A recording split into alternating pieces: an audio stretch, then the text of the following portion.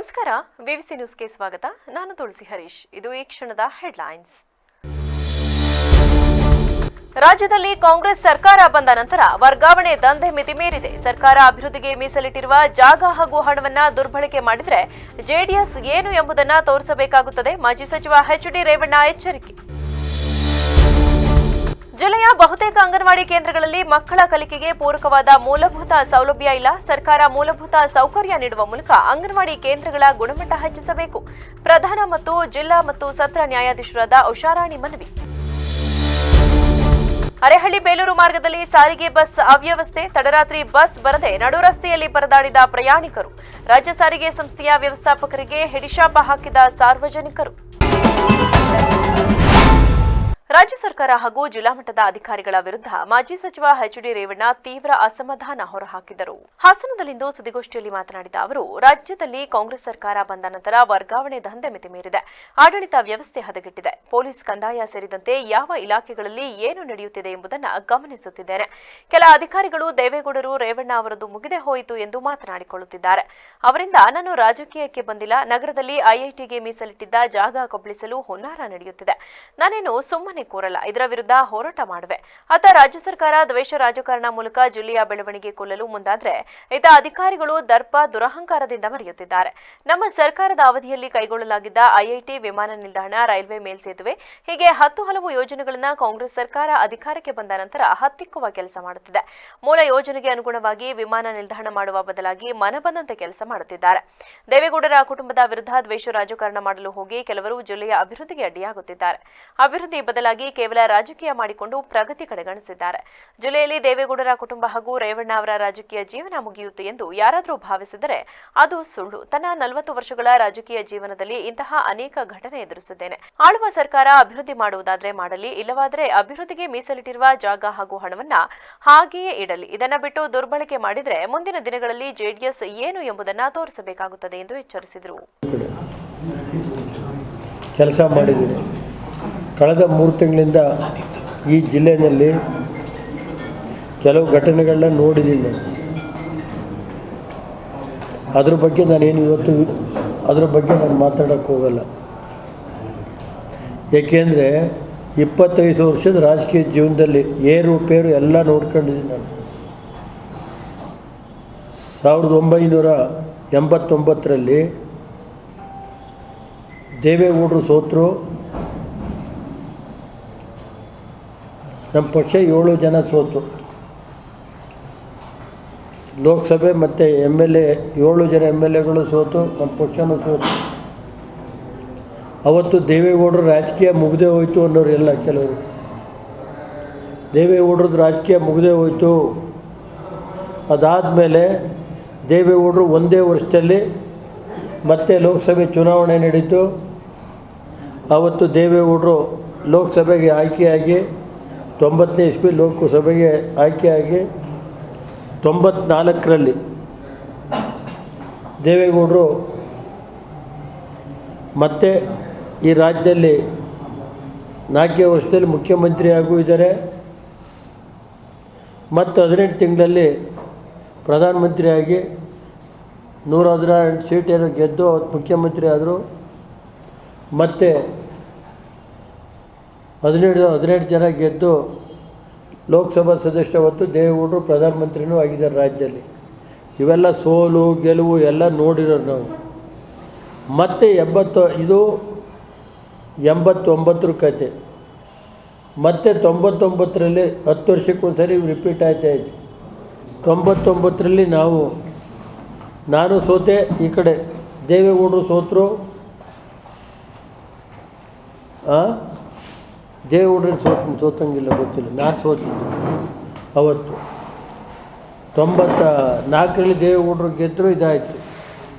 ಮತ್ತು ಇದು ಅದಾದಮೇಲೆ 2004ರಲ್ಲಿ 4ರಿಂದ ಸತತವಾಗಿ ಇವತ್ತು ನನ್ನ ಈ ಜಿಲ್ಲೆ ಜನ, ಹೊಳೆನರಸೀಪುರ ತಾಲೂಕಿನ ಜನ, ನಮ್ಮೆಲ್ಲ ಪತ್ರಿಕಾ ಸದಸ್ಯರು ದೇವರ ಅನುಗ್ರಹ, ದೇವೇಗೌಡರ ಅನುಗ್ರಹದಿಂದ ಶಾಸಕನಾಗಿ ಕೆಲಸ ಮಾಡ್ತಾಯಿದ್ದೀನಿ. ಮಾಡೋವಂಥ ಸಂದರ್ಭದಲ್ಲಿ ಈ ಜಿಲ್ಲೆಗೆ ನನ್ನ ಕೈಲಿ ಏನಾಗಬೇಕೋ ಮಂತ್ರಿಯಾಗಿ ಅಥವಾ ಶಾಸಕನಾಗಿ ನನ್ನ ಕೈಲಿ ಏನಾಗಬೇಕೋ ಎಲ್ಲ ಕೆಲಸ ನನ್ನ ಕೈಲಿ ಮಾಡಿದ್ದೀನಿ. ಈಗ ಇವತ್ತಿನ ಸನ್ನಿವೇಶದಲ್ಲಿ ಕಳೆದ 3 ತಿಂಗಳಿಂದ ಘಟನೆ ನೋಡಿದ್ದೀನಿ. ಜಿಲ್ಲಾ ಮಟ್ಟದ ಅಧಿಕಾರಿಗಳು ಯಾವ ರೀತಿ ವರ್ತಿಸ್ತಾ ಇದ್ದಾರೆ ಅದೆಲ್ಲ ನಾನು ನೋಡ್ತಾ ಇದ್ದೀನಿ, ಅಬ್ಸರ್ವ್ ಮಾಡ್ತಾಯಿದ್ದೀನಿ. ಮತ್ತು ಇವತ್ತು ರಾಜ್ಯ ಸರ್ಕಾರ ಕಳೆದ 3 ತಿಂಗಳಿಂದ ಲೋಕಸಭೆ ಎಲೆಕ್ಷನ್ ಆದಮೇಲೆ ಯಾವ ರೀತಿ ನಡೆಸ್ತಾ ಇದ್ದಾರೆ ಈ ಜಿಲ್ಲೆ ಒಳಗೆ. ಇವತ್ತು ಒಂದು ಕಡೆ ವರ್ಗಾವಣೆದು ದಂಧೆ ನಡೀತಾ ಇದೆ. ಗೊತ್ತಾಯ್ತಾ? ಯಾವ ರೀತಿ ನಡೀತಾ ಇದೆ ಅನ್ನೋದನ್ನ ಒಂದೊಂದು ಕಡೆ 3 ಜನ ಹಾಕೋದು, ಒಂದೊಂದು ಪೋಸ್ಟಿಗೆ 3 ಜನ ಹಾಕ್ತಾವ್ರು ಇಲ್ಲೇ. ಆಮೇಲೆ 6 ತಿಂಗಳು 8 ತಿಂಗಳಿಗೆ ವರ್ಗಾವಣೆ ನಡೀತಾ ಇತ್ತು ಇಲ್ಲಿ 1 ವರ್ಷಕ್ಕೆ. ಮಾಡ್ಕೊಳ್ಳಿ, ನಾನು ಅದೆಲ್ಲ ಅದ್ರ ಬಗ್ಗೆ ನಾನು ತಲೆ ಕೆಡಿಸ್ಕೊಳ್ಳೋಕೆ ಹೋಗಲ್ಲ. ಸರ್ಕಾರಕ್ಕೆ ಅಧಿಕಾರ ಐತೆ, ವರ್ಗಾವಣೆ ಮಾಡೋದು ಯಾರನ್ನು ಬೇಕೋ ಹಾಕ್ಕೊಳ್ಳಿ, ನಾವು ಅದ್ರ ಬಗ್ಗೆ ಅಂತ ಏನಿಲ್ಲ.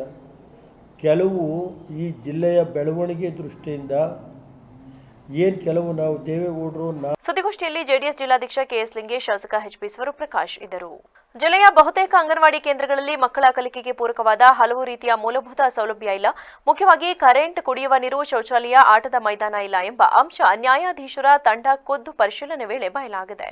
ಹಾಸನದಲ್ಲಿಂದು ಪತ್ರಿಕಾಗೋಷ್ಠಿಯಲ್ಲಿ ಈ ವಿಷಯ ತಿಳಿಸಿದ ಪ್ರಧಾನ ಮತ್ತು ಜಿಲ್ಲಾ ಮತ್ತು ಸತ್ರ ನ್ಯಾಯಾಧೀಶರಾದ ಉಷಾರಾಣಿ, ಜಿಲ್ಲೆಯಲ್ಲಿ ಆಯ್ದ 70 ಅಂಗನವಾಡಿ ಕೇಂದ್ರಗಳಿಗೆ 42 ಹಿರಿಯ ನ್ಯಾಯಾಧೀಶರ ತಂಡ ಭೇಟಿ ನೀಡಿದ್ದು, ಈ ವೇಳೆ ಜಿಲ್ಲೆಯ ಬಹುತೇಕ ಅಂಗನವಾಡಿಗಳು ಮೂಲಭೂತ ಸೌಕರ್ಯಗಳ ಕೊರತೆ ಹಾಗೂ ಅನೇಕ ಸಮಸ್ಯೆಗಳಿಂದ ಕೂಡಿರುವುದು ಕಂಡುಬಂದಿರುವ ಬಗ್ಗೆ ರಾಜ್ಯ ಕಾನೂನು ಸೇವೆಗಳ ಪ್ರಾಧಿಕಾರಕ್ಕೆ ದೂರು ಸಲ್ಲಿಸಲು ವರದಿ ತಯಾರಾಗಿದೆ. ಅಪೌಷ್ಟಿಕತೆ ನಿವಾರಣಾ ರಾಜ್ಯ ಸಲಹಾ ಸಮಿತಿ ಅಧ್ಯಕ್ಷರು, ಹೈಕೋರ್ಟ್ ನಿವೃತ್ತ ನ್ಯಾಯಮೂರ್ತಿ ಎಎಸ್ ವೇಣುಗೋಪಾಲಗೌಡ ಅವರ ನಿರ್ದೇಶನದ ಮೇರೆಗೆ ಅಂಗನವಾಡಿಗಳಿಗೆ ಭೇಟಿ ನೀಡಲಾಗಿತ್ತು. ಎಲ್ಲ ಕಡೆ ನಾನಾ ರೀತಿಯ ಸಮಸ್ಯೆ ಇರುವುದು ಗೊತ್ತಾಗಿದೆ. ಜಿಲ್ಲೆಯಲ್ಲಿ ಒಟ್ಟು 2691 ಅಂಗನವಾಡಿ ಕೇಂದ್ರಗಳಿದ್ದು, 3 ರಿಂದ 6 ವರ್ಷದೊಳಗಿನ 69,813 ಮಕ್ಕಳಿದ್ದಾರೆ ಎಂಬುದು ದಾಖಲಾತಿಯಲ್ಲಿದೆ. ಆದರೆ ಭೇಟಿ ವೇಳೆ ಮಕ್ಕಳ ಸಂಖ್ಯೆ ಗಣನೀಯವಾಗಿ ಕಡಿಮೆ ಇದ್ದುದು ಕಂಡುಬಂದಿದೆ. 1894 ಅಂಗನವಾಡಿ ಕೇಂದ್ರ ಸ್ವಂತ ಕಟ್ಟಡಗಳಲ್ಲಿ ನಡೆಯುತ್ತಿವೆ. 423 ಪಂಚಾಯಿತಿ ಕಟ್ಟಡ, ಸಮುದಾಯ ಕೇಂದ್ರ, ಶಾಲಾ ಕೊಠಡಿಗಳಲ್ಲಿ ನಡೆಯುತ್ತಿವೆ. ಖಾಸಗಿ ಸಹಭಾಗಿತ್ವದಲ್ಲಿ 71, 303 ಅಂಗನವಾಡಿ ಕೇಂದ್ರಗಳು ಬಾಡಿಗೆ ಕಟ್ಟಡದಲ್ಲಿ ನಡೆಯುತ್ತಿವೆ.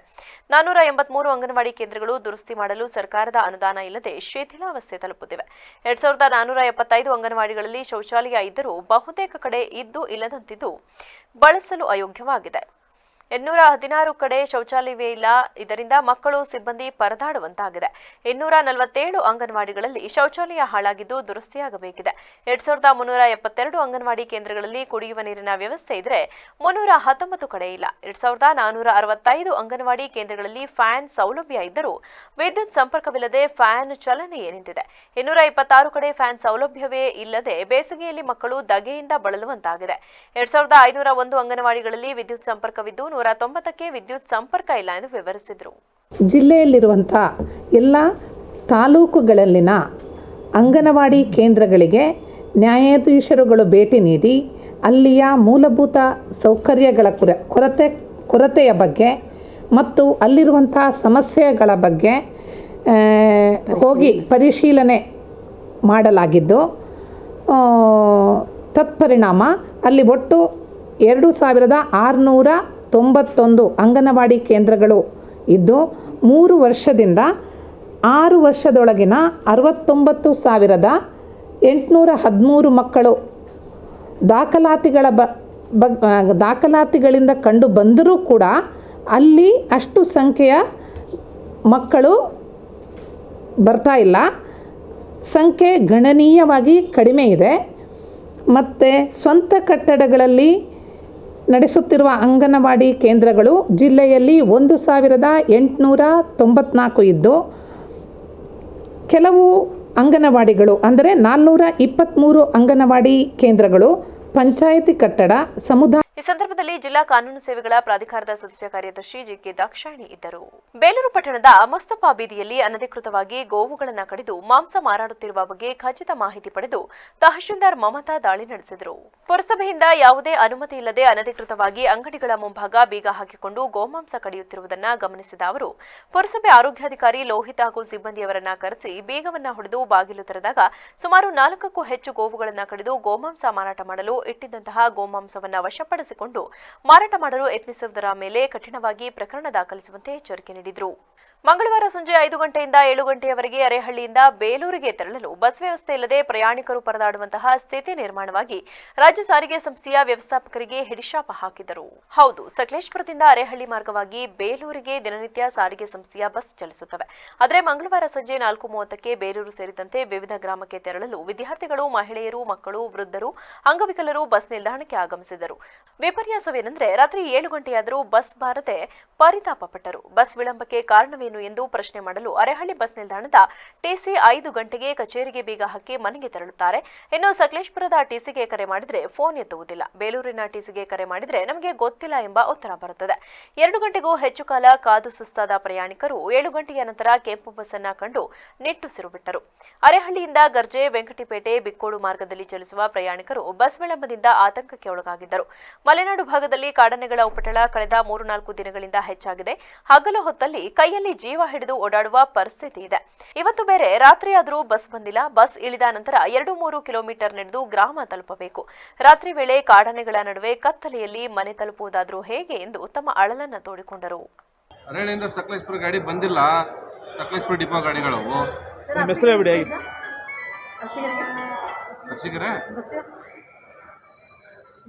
ಇಲ್ಲಮ್ಮ ಹೋಗಕ್ಕೆ ಲಾಸ್ಟ್ ಗಾಡಿ. ಸಕಲೇಶಪುರದಿಂದ ಏನಾಯ್ತು ಅಂತ ನಾವು ಹೇಳಿದ್ರೆ ನಾವು ಹೇಳ್ತೀವಿ. ಏನಾಯ್ತು ಸರ್? ಅದೇ 2 ಗಂಟೆ ಬಸ್ ಇಲ್ಲ, ಎಲ್ಲ ಕಾಯ್ತಾ ಇದ್ರು ಅರೇಹಳ್ಳಿಲಿ.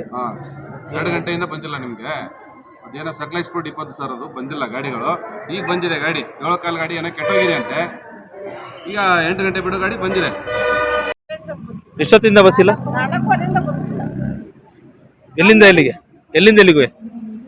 ಬೇಲೂರಿಂದ 5:30 ಗಂಟೆಯಿಂದ ಕಾಯ್ತಾ ಇರೋದು ನಾವು. ಬೇಲೂರು ಹೋಗ್ಬೇಕಂತ ಬಸ್ಸೇ ಇಲ್ಲ. ಅವಾಗ ನಾವು ಹಳ್ಳಿಗಳಿಗೆ ಹೋಗ್ಬೇಕು. ನಾವಲ್ಲಿ ಆನೆಗಳ ಟಿರಿಗಟ್ಟಿಗೆ ಹೋಗ್ಬೇಕು, ಕಡೆಗಟ್ಟಿಗೆ ಹೋಗ್ಬೇಕು. ಬಸ್ ಆನೆ ಎಲ್ಲೆಲ್ಲಿ ತಪ್ಪಿದಾವ ಆನೆ.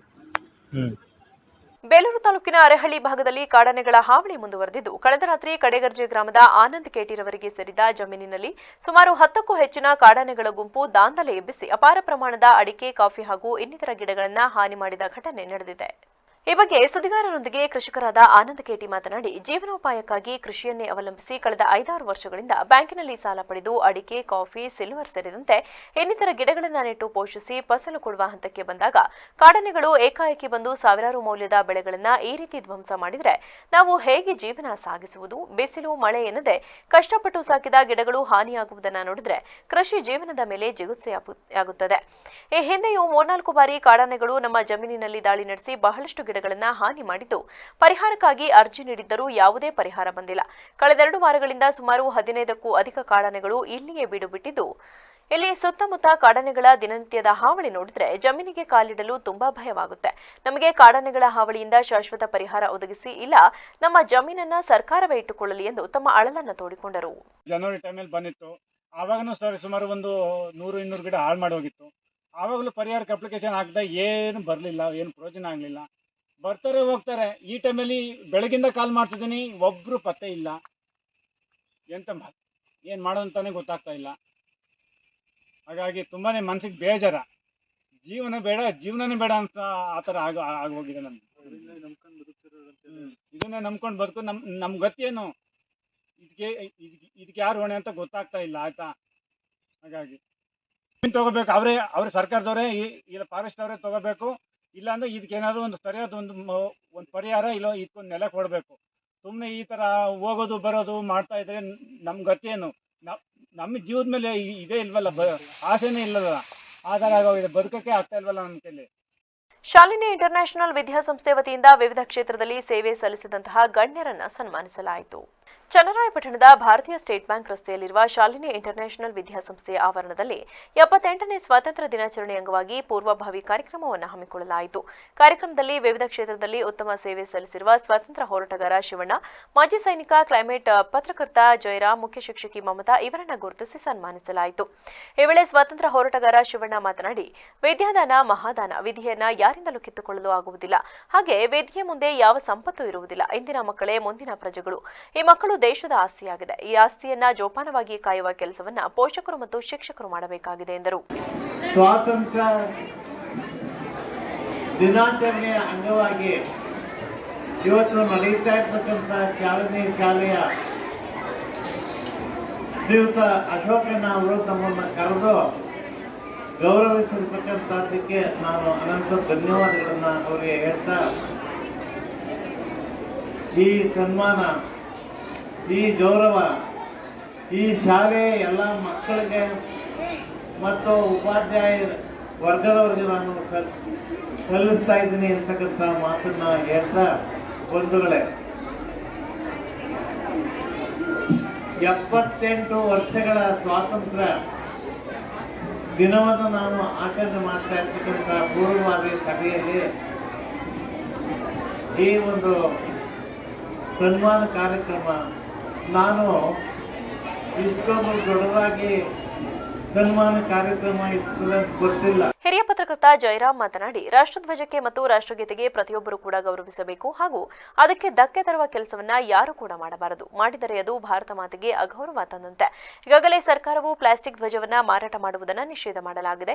ಆದರೂ ಕೂಡ ಕೆಲವು ಭಾಗಗಳಲ್ಲಿ ಪ್ಲಾಸ್ಟಿಕ್ ರಾಷ್ಟ್ರಧ್ವಜವನ್ನು ಉಪಯೋಗಿಸಿ ನಂತರ ರಸ್ತೆಗಳಲ್ಲಿ ಬಿಸಾಡುವ ಕೆಲಸ ಈಗಲೂ ಕೂಡ ನಡೆಯುತ್ತಿದ್ದು, ಇಂತಹ ಪ್ಲಾಸ್ಟಿಕ್ ಧ್ವಜಗಳನ್ನು ನಿಲ್ಲಿಸುವಲ್ಲಿ ಸರ್ಕಾರ ಮುಂದಾಗಬೇಕು. ರಾಷ್ಟ್ರಧ್ವಜಕ್ಕೆ ಅಗೌರವ ತರುವಂತಹ ವ್ಯಕ್ತಿಗಳ ಮೇಲೆ ಕಾನೂನು ಕ್ರಮ ಜರುಗಿಸಬೇಕು ಎಂದರು. ನೆನಪಿನಲ್ಲಿ ಇರುವಂತಹ ದಿನ ಕೂಡ ಇದಾಗಿದೆ. ಆಗಸ್ಟ್ 15 ಭಾರತ ದೇಶದ ಪ್ರತಿಯೊಬ್ಬರು ನೆನಪಿಸಿಕೊಳ್ಳುವಂತಹ ದಿನ. ಆಗಸ್ಟ್ 15 ಸ್ವಾತಂತ್ರ್ಯ ಬಂದಂತಹ ದಿನ. ನಮಗೆ ಯಾವ ರೀತಿ ಸ್ವಾತಂತ್ರ್ಯ ಬಂತು, ಅದಕ್ಕಾಗಿ ಎಷ್ಟು ಜನ ತ್ಯಾಗವನ್ನು ಮಾಡಿದ್ದಾರೆ, ಬಲಿದಾನವನ್ನು ಮಾಡಿದ್ದಾರೆ ಅನ್ನೋದನ್ನು ನಾವು ಸ್ಮರಣೆ ಮಾಡಿಕೊಳ್ಳೇಬೇಕು. ಮಹಾತ್ಮ ಗಾಂಧೀಜಿಯವರ ಅಹಿಂಸೆಯಿಂದ ನಮಗೆ ಸ್ವಾತಂತ್ರ್ಯ ಸಿಕ್ತು. ಅಂತಹ ಸಂದರ್ಭದಲ್ಲಿ ನಾವು ಸ್ವಾತಂತ್ರ್ಯವನ್ನು ಯಾವ ರೀತಿ ಬಳಸ್ಕೊಳ್ಬೇಕು ಅನ್ನೋದನ್ನ ಅತ್ಯಂತ ಸೂಕ್ಷ್ಮವಾಗಿ ಶ್ರೀಯುತ ಶಿವಣ್ಣವರು ಎಲ್ಲರಿಗೂ ತಿಳಿಸಿಕೊಟ್ಟಿದ್ದಾರೆ.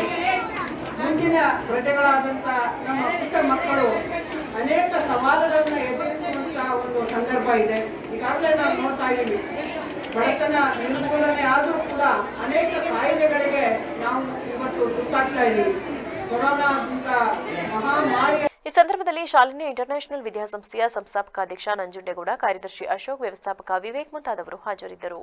ಕೊಪ್ಪಳ ಜಿಲ್ಲಾ ಕುಕನೂರು ಪಟ್ಟಣದ ಕೋಳಿಪೇಟೆಯ ದುರ್ಗಾದೇವಿಯ ಜಾತ್ರಾ ಮಹೋತ್ಸವ ಇದೇ ಆಗಸ್ಟ್ 19ರಿಂದ 20ರವರೆಗೆ ನಡೆಯಲಿದೆ ಎಂದು ಶ್ರೀ ದುರ್ಗಾದೇವಿ ದೇವಸ್ಥಾನದ ಕಮಿಟಿಯ ಪ್ರಮುಖರಾದ ಪರಪ್ಪ ಬಾಗೇವಾಡಿ ತಿಳಿಸಿದರು. ಈ ಸಂಬಂಧ ಮಾಹಿತಿ ನೀಡಿದ ಅವರು, ಪ್ರತಿ 3 ವರ್ಷಕ್ಕೊಮ್ಮೆ ಜಗನ್ಮಾತೆ ದುರ್ಗಾದೇವಿಯ ಜಾತ್ರೆ ನಡೆಯುತ್ತದೆ. ದುರ್ಗಾದೇವಿಯು ಕುಕನೂರು ಹಾಗೂ ಸುತ್ತಮುತ್ತ ಭಾಗಗಳಲ್ಲಿ ಪ್ರಸಿದ್ಧಿ ಪಡೆದ ದೇವತೆ. 3ನೇ ಶ್ರಾವಣ ಸೋಮವಾರದಂದು ಬೆಳಗ್ಗೆ ದೇವಸ್ಥಾನದಲ್ಲಿ ವಿಶೇಷ ಹೋಮ ಜರುಗುವುದು.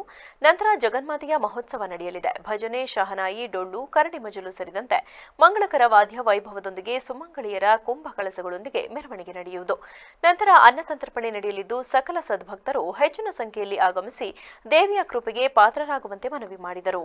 ಗ್ರಾಮದ ದುರ್ಗಾದೇವಿ ಜಾತ್ರಾ ಮಹೋತ್ಸವ ಕುಕನೂರು ಕೋಳಿಪೇಟೆ ದಿನಾಂಕ 19/8/2024 ಶ್ರಾವಣ 7ನೇ ದಿವಸ ಎಂದರೆ 3ನೇ ಸೋಮವಾರದಂದು ವಿಶೇಷ ಹೋಮ ಜರುಗುವುದು ಹಾಗೂ ತಾರೀಕು 20/8/2024 ಶ್ರೀ ದುರ್ಗಾದೇವಿಯ ವರ್ಣರಂಜಿತ ವಿಗ್ರಹದ ಯಜ್ಞ, ಹೋಮ, ಹವನ ಮಂತ್ರಗಳಿಂದ ಮುಂಜಾನೆ 6 ಗಂಟೆಗೆ ಮಾಡಲ್ಪಟ್ಟು ಅಂದೇ ಬೆಳಗ್ಗೆ 10 ಗಂಟೆಗೆ ಶ್ರೀ ಜಗನ್ನಾಥನ ಉತ್ಸವವನ್ನು ಭಜನೆ, ಶನಾಯಿ, ಕಳ್ಳು, ಕರಡಿ ಮಜಲು, ಜಾನಪದ ಗೀತೆಗಳು, ಮುಂತಾದ ಸಕಲ ಮಂಗಳಕರವಾದ ವಾದ್ಯಗಳೊಡನೆ ಹಾಗೂ ಸುಮಂಗಲರಿಂದ ಕಳಸ ಕನ್ನಡಿ ಪೂರ್ಣ ಕುಂಭಾರಿಗಳಿಂದ ರಾಜಬೀದಿಯಿಂದ.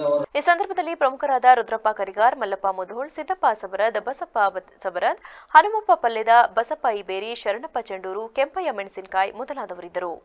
ವರದಿ ರುದ್ರಪ್ಪ ಭಂಡಾರಿ, ವಿವಿಸಿ ನ್ಯೂಸ್, ಕೊಪ್ಪಳ. ಕೇಂದ್ರ ಮತ್ತು ರಾಜ್ಯ ಸರ್ಕಾರಗಳ ಸಹಭಾಗಿತ್ವದ ಜಲಜೀವನ್ ಮಿಷನ್ ಯೋಜನೆಯಡಿ ತಾಲೂಕಿನ ಗ್ರಾಮೀಣ ಭಾಗದ ಮನೆ ಮನೆಗೂ ನಲ್ಲಿ ಸಂಪರ್ಕದ ಮೂಲಕ ಶುದ್ಧ ಕುಡಿಯುವ ನೀರು ಪೂರೈಸುವ ಕಾರ್ಯಕ್ಕೆ ಚಾಲನೆ ನೀಡಿದ್ದು, ಈ ಯೋಜನೆಯನ್ನ ಸಾರ್ವಜನಿಕರು ಸದುಪಯೋಗಪಡಿಸಿಕೊಳ್ಳಬೇಕು ಎಂದು ಶಾಸಕ ಎಚ್.ಟಿ. ಮಂಜು ಹೇಳಿದರು. ಕೇರ್ಪೇಟೆ ತಾಲೂಕಿನ ಕಸಬಾ ಹೋಬಳಿಯ ಅನುವಿನಕಟ್ಟೆ ಮತ್ತು ಬಂಡಬೋಯಿನಹಳ್ಳಿ ಗ್ರಾಮಗಳಲ್ಲಿ ಗುದ್ದಲಿ ಪೂಜೆ ಮೂಲಕ ಚಾಲನೆ ನೀಡಿ ಮಾತನಾಡಿದ ಅವರು, ಕ್ಷೇತ್ರದ ಪ್ರತಿ ಮನೆಗೆ ಶುದ್ಧ ಕುಡಿಯುವ ನೀರನ್ನು ಒದಗಿಸುವ ಮೂಲಕ ಜನರ ಸಂಕಷ್ಟಗಳಿಗೆ ಸ್ಪಂದಿಸಲು ಸದಾ ಬದ್ಧವಾಗಿರುತ್ತೇವೆ. ಜಲಜೀವನ್ ಮಿಷನ್ ಯೋಜನೆಯು ಉತ್ತಮವಾಗಿದ್ದು, ಇದರ ಮೂಲಕ ನೀರಿಗೆ ಪರದಾಡುವುದನ್ನು ತಪ್ಪಿಸಿ ಪ್ರತಿ ಮನೆಗೂ ಶುದ್ಧ ಕುಡಿಯುವ ನೀರು ಒದಗಿಸಲಾಗುವುದು. ಈ ಯೋಜನೆ ಪರಿಣಾಮಕಾರಿಯಾಗಿ ಅನುಷ್ಠಾನಗೊಳ್ಳಬೇಕಾದರೆ ಸ್ಥಳೀಯ ಜನರ ಸಹಕಾರ ಅಗತ್ಯ ಎಂದರು. ಒಂದು ಗ್ರಾಮಕ್ಕೆ 42 ಲಕ್ಷ 135 ಲಕ್ಷ 3.8 ಕಿಲೋಮೀಟರ್ ಪೈಪ್ಲೈನು ಮತ್ತು ಎಲ್ಲ ಮನೆಮನೆಗೂ ನಮ್ಮ ನದಿನ ಹೊಸದಾಗಿ ಸಂಪರ್ಕ ಮಾಡುವಂಥ ಕಾರ್ಯಕ್ರಮ ಈ ಜೀವಂತ ಜಲಸಂಪನ್ಮೂಲವನ್ನು ಬಳಸಿಕೊಂಡು ಮನೆಗೆ ಮುಂದುವರೆದಕ್ಕೆ ಕಂಪ್ಲೀಟ್ ಆಗುತ್ತೆ. ಮಳೆ ನೀರಿನ ಕಿತ್ತನೆ ಇಡುವಂಥ ಪ್ರಯತ್ನ ಕೇಂದ್ರ ಮತ್ತು ರಾಜ್ಯ ಸರ್ಕಾರ ಕಾರ್ಯಕ್ರಮ ಅಷ್ಟಾಗಿ ಗೌರ್ಮೆಂಟ್ ಏಜೆನ್ಸಿ ಮತ್ತು ಪಂಚಾಯತಿ ಗ್ರಾಮೀಣ ಅಧ್ಯಕ್ಷರು ಮತ್ತು ಕೆಲಸ ಮಾಡಿಕೊಂಡು ಈಗ ಸೇವೆನ ಸಂಪೂರ್ಣವಾಗಿ ಎಲ್ಲ ಜನರಿಗೆ ಕೊಡುವಂಥ ಪ್ರಯತ್ನವನ್ನು. ಈ ಸಂದರ್ಭದಲ್ಲಿ ಅಗ್ರಹಾರ ಬಾಚಹಳ್ಳಿ ಗ್ರಾಮ ಪಂಚಾಯಿತಿ ಅಧ್ಯಕ್ಷ ಡಿವಿ ಕುಮಾರ್, ಪುರಸಭಾ ಸದಸ್ಯ ಹೊಸಹೊಳಲು ಅಶೋಕ್ ಕುಮಾರ್, ಮಾಜಿ ಸದಸ್ಯ ಹೇಮಂತ್ ಕುಮಾರ್, ಅರ್ವಿನಕಟ್ಟೆ ಗ್ರಾಮ ಪಂಚಾಯಿತಿ ಸದಸ್ಯ ಫಯಾಜ್ ಉಲ್ಲಾ ಖಾನ್, ಗ್ರಾಮ ಪಂಚಾಯಿತಿ ಮಾಜಿ ಅಧ್ಯಕ್ಷ ಎವಿ ರಾಮಕೃಷ್ಣೇಗೌಡ, ಯುವ ಮುಖಂಡ ಆನಂದ್ ಸೇರಿದಂತೆ ಇತರರು ಉಪಸ್ಥಿತರಿದ್ದರು. ವರದಿ ಮನು ಮಾಕವಳ್ಳಿ, ವಿವಿಸಿ ನ್ಯೂಸ್, ಕೆಆರ್ಪೇಟೆ. ಭಟ್ಕಳ ತಾಲೂಕಿನ ಆಡಳಿತ ಸೌಧದಲ್ಲಿಂದು ತಾಲೂಕು ಆಡಳಿತ, ತಾಲೂಕು ಪಂಚಾಯತ್, ಪುರಸಭೆ ಭಟ್ಕಳ ಹಾಗೂ ಪಟ್ಟಣ ಪಂಚಾಯಿತಿ ಜಾಲಿ ಇವರ ಸಂಯುಕ್ತಾಶ್ರಯದಲ್ಲಿ 78ನೇ ಸ್ವಾತಂತ್ರ್ಯೋತ್ಸವದ ಅಂಗವಾಗಿ ಹರ್ ಘರ್ ತಿರಂಗಾ ಜಾಥಾ ಅಭಿಯಾನ ಕಾರ್ಯಕ್ರಮವನ್ನು ಹಮ್ಮಿಕೊಳ್ಳಲಾಗಿತ್ತು. ಆಡಳಿತ ಸೌಧದ ಎದುರು ತಿರಂಗ ಯಾತ್ರೆ ಮೆರವಣಿಗೆಗೆ ಸಹಾಯಕ ಆಯುಕ್ತರಾದ ಡಾ ನಯನ ಹಸಿರು ನಿಶಾನೆ ತೋರುವುದರ ಮೂಲಕ ಚಾಲನೆ ನೀಡಿದರು. ವಿದ್ಯಾರ್ಥಿಗಳು, ಸರ್ಕಾರಿ ಅಧಿಕಾರಿಗಳು ಒಳಗೊಂಡು ಬೃಹತ್ ತಿರಂಗ ಮೆರವಣಿಗೆ ರಾಷ್ಟ್ರೀಯ ಹೆದ್ದಾರಿ ಮೂಲಕ ಭಟ್ಕಳದ ಮುಖ್ಯ ವೃತ್ತಕ್ಕೆ ಸಂಚರಿಸಿ ಹರ್ ಘರ್ ತಿರಂಗ ಅಭಿಯಾನದ ಕುರಿತು ಜಾಗೃತಿ ಮೂಡಿಸಿದರು. ಈ ವೇಳೆ ಮಾತನಾಡಿದ ತಹಶೀಲ್ದಾರ್ ನಾಗರಾಜ್ ನಾಯ್ಕಡ, ಪ್ರತಿ ಮನೆಯಲ್ಲೂ ರಾಷ್ಟ್ರಧ್ವಜವನ್ನು ಹಾರಿಸಬೇಕು. ಆ ಮೂಲಕ 78ನೇ ಸ್ವಾತಂತ್ರ್ಯೋತ್ಸವದ ಸಂದರ್ಭದಲ್ಲಿ ಎಲ್ಲರೂ ಸಂಭ್ರಮ ಸಡಗರದಿಂದ ಪಾಲ್ಗೊಳ್ಳಬೇಕು ಎಂದರು. ಸ್ವಾತಂತ್ರ್ಯೋತ್ಸವದ ಮುನ್ನಾ ದಿನವಾದ ಈ ದಿನ ನಾವು ಹರ್ ಘರ್ ತಿರಂಗ ಯಾತ್ರೆಯ 2ನೇ ದಿನ ನಾವು ಈ ದಿನ ಶಾಲಾ ಮಕ್ಕಳ ಒಳಗಡೆ ಪುರಸಭೆ ಭಟ್ಕಳ, ತಾಲೂಕು ಆಡಳಿತ ಭಟ್ಕಳ, ಪುರಸಭೆ ಪಟ್ಟಣ ಪಂಚಾಯಿತಿ ಜಾಲಿ ಹಾಗೂ ವಿವಿಧ ಸಂಘ ಸಂಸ್ಥೆಗಳು ಹಾಗೂ ಎಲ್ಲ ಸರ್ಕಾರಿ ಅರೆ ಸರ್ಕಾರಿ ನೌಕರರು ಹಾಗೂ ಸಾರ್ವಜನಿಕರು ಎಲ್ಲ ಸೇರಿ ಈ ದಿನ ಜಾಥಾ ಹಮ್ಮಿಕೊಂಡಿದ್ದೇವೆ. ಈ ದಿನ ತಾಲೂಕು ಆಡಳಿತದಿಂದ ಪ್ರಮುಖ ಬೀದಿಗಳಲ್ಲಿ ಬಂದು ಸಂಶೋಧನಾ ಸರ್ಕಲ್ ಹತ್ರ ಸುತ್ತುವರಿದು ನಾವು 78ರ ಸ್ವಾತಂತ್ರ್ಯೋತ್ಸವದ ಮುನ್ನಾ ದಿನವಾದ ಈ ದಿನ ಒಂದು ಸ್ವಾತಂತ್ರ್ಯೋತ್ಸವದ ನೆನಪಿಗಾಗಿ ನಾವು ಈ ದಿನ ಜಾಥಾವನ್ನು ಹಮ್ಮಿಕೊಂಡಿದ್ದೇವೆ. ಈ ಜಾಥಾಕ್ಕೆ ಎಲ್ಲರೂ ಸಹಕಾರ ನೀಡಿದ್ದಾರೆ. ಅವರೆಲ್ಲರಿಗೂ ನಾನು ತಾಲೂಕು ಆಡಳಿತದ ವತಿಯಿಂದ ಹಾಗೂ ತಮ್ಮೆಲ್ಲರ ಪರವಾಗಿ ನಾನು ಹೃತ್ಪೂರ್ವಕವಾಗಿ ಧನ್ಯವಾದಗಳನ್ನು ಅರ್ಪಿಸ್ತೇನೆ. ಪ್ರತಿ ಮನೆಯಲ್ಲೂ ಸಹ ನಮ್ಮ ಈ ಸಂದರ್ಭದಲ್ಲಿ ಪ್ರಕಾಶ್ ಶಿರಾಲಿ, ಎ ಮಂಜಪ್ಪ, ನೀಲಕಂಠ ಮೇಸ್, ಕರಿಯಪ್ಪ ನಾಯಕ್ ಸೇರಿದಂತೆ ಇತರರಿದ್ದರು. ಪಿರಿಯಾಪಟ್ಟಣ ತಾಲೂಕಿನ ಅಲನಹಳ್ಳಿ ಮೂಡಲಕೊಪ್ಪಲು ಗ್ರಾಮದಲ್ಲಿ ಶಾಲಾ ಕೊಠಡಿ ಸಂಪೂರ್ಣ ಶಿಥಿಲಗೊಂಡಿದ್ದು, ಕೂಡಲೇ ಸಂಬಂಧಪಟ್ಟ ಅಧಿಕಾರಿಗಳು ಹಾಗೂ ಜನಪ್ರತಿನಿಧಿಗಳು ಹೊಸದಾಗಿ ಶಾಲಾ ಕೊಠಡಿಯನ್ನು ನಿರ್ಮಿಸಿ ಶಾಲಾ ಮಕ್ಕಳಿಗೆ ಅನುಕೂಲ ಕೊಡಬೇಕೆಂದು ಗ್ರಾಮಸ್ಥರು ಆಗ್ರಹಿಸಿದ್ದಾರೆ. ಈ ಸಂಬಂಧ ಗ್ರಾಮಸ್ಥ ಶ್ರೀನಿವಾಸ್ ಮಾತನಾಡಿ, ಮೂಡಲಕೊಪ್ಪಲು ಗ್ರಾಮದಲ್ಲಿ 1ರಿಂದ 5ನೇ ತರಗತಿವರೆಗೆ ಸರ್ಕಾರಿ ಕಿರಿಯ ಪ್ರಾಥಮಿಕ ಶಾಲೆಯಲ್ಲಿ ಮಕ್ಕಳು ವಿದ್ಯಾಭ್ಯಾಸ ಮಾಡುತ್ತಿದ್ದಾರೆ. ಆದರೆ 2 ಶಾಲಾ ಕೊಠಡಿಯಲ್ಲಿ ಒಂದು ಸಂಪೂರ್ಣ ಬಿದ್ದು ಹೋಗುವ ಮುನ್ಸೂಚನೆ ನೀಡುತ್ತಿದ್ದು, ಮತ್ತೊಂದು ಶಾಲಾ ಕೊಠಡಿಯಲ್ಲಿ 1ರಿಂದ 5ನೇ ತರಗತಿ ಮಕ್ಕಳು ವಿದ್ಯಾಭ್ಯಾಸ ಮಾಡಲು ಆಗುತ್ತಿಲ್ಲ. ಈ ಹಿಂದೆ ಶಾಸಕರಾಗಿದ್ದ ಕೆ ವೆಂಕಟೇಶ್ ಅವರ ಅವಧಿಯಲ್ಲಿ ಕಟ್ಟಡ ಉದ್ಘಾಟನೆ ಮಾಡಲಾಗಿತ್ತು. ಅಂದಿನಿಂದ ಇಂದಿನವರೆಗೂ ಶಾಲೆಯ ಬಗ್ಗೆ ಯಾವುದೇ ಜನಪ್ರತಿನಿಧಿಗಳು ಹಾಗೂ ಅಧಿಕಾರಿಗಳು ತಲೆ ಕೆಡಿಸಿಕೊಳ್ಳದೆ ಮಕ್ಕಳ ಜೀವನದಲ್ಲಿ ಆಟ ಆಡುತ್ತಿದ್ದಾರೆ. ಕಳೆದ 2 ತಿಂಗಳಿನಿಂದ ಸುರಿಯುತ್ತಿರುವ ಧಾರಾಕಾರ ಮಳೆಗೆ ಶಾಲೆ ಸಂಪೂರ್ಣ ಹಾಳಾಗಿದ್ದು, ಶಾಲೆಯ ಮುಂಭಾಗ ರಸ್ತೆಯು ಕೆಸರಿನ ಗದ್ದೆಯಂತೆ ಆಗಿದೆ. ಆದುದರಿಂದ ಇನ್ನಾದರೂ ಸಂಬಂಧಪಟ್ಟ ಅಧಿಕಾರಿಗಳು ಇತ್ತ ಗಮನ ಹರಿಸಬೇಕೆಂದು ಒತ್ತಾಯಿಸಿದರು.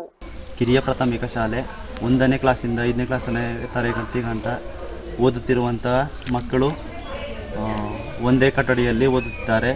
ಒಂದು ಕೊಠಡಿ ಶಿಥಿಲಗೊಂಡಿರುವ ಕಾರಣದಿಂದಾಗಿ ಶಾಲೆಯನ್ನು ಮರು ನಿರ್ಮಾಣ ಮಾಡಿಕೊಡಬೇಕೆಂದು ಇದಕ್ಕೆ ಕಿರಿಯ ಪ್ರಾಥಮಿಕ ಶಾಲೆ ಮೂಡಲಕೊಪ್ಪಲು ಪಿರಿಯಾಪಟ್ಟಣ ತಾಲೂಕಿನ 2 ಕೊಠಡಿಗಳು ಸಂಪೂರ್ಣ 2 ತಿಂಗಳ ಮಳೆಯಿಂದ ಹಾಳಾಗಿದೆ. ಒಂದು ಫುಲ್ ಹಾಳಾಗಿದೆ, ಇನ್ನೊಂದು ಮಕ್ಕಳು 1ನೇ ತಾರೀಕಿಂದ 1ನೇ ತರಗತಿಯಿಂದ 5ನೇ ತರಗತಿವರೆಗೆ ಗಂಟವ ಓದುತ್ತಿದ್ದಾರೆ. ಅದು ಸಂಪೂರ್ಣ ನೀರು ತುಂಬಿಕೊಂಡು ಮಳೆ ಇದ್ದಂಗೆ ಇವಾಗ ಸಂಜೆ ಮಳೆ ಇತ್ತು, ಫುಲ್ ತುಂಬಿಕೊಂಡು ಇವಾಗ ಪಾಠ ಮಾಡೋಕ್ಕಾಗ್ತಿಲ್ಲ ಅವ್ರಿಗೆ. ಹಾಗೆ ಮತ್ತು ರೋಡು ಕಾಂಪೌಂಡ್ ಎಲ್ಲ ಸಂಪೂರ್ಣ ಹಾಳಾಗಿದೆ.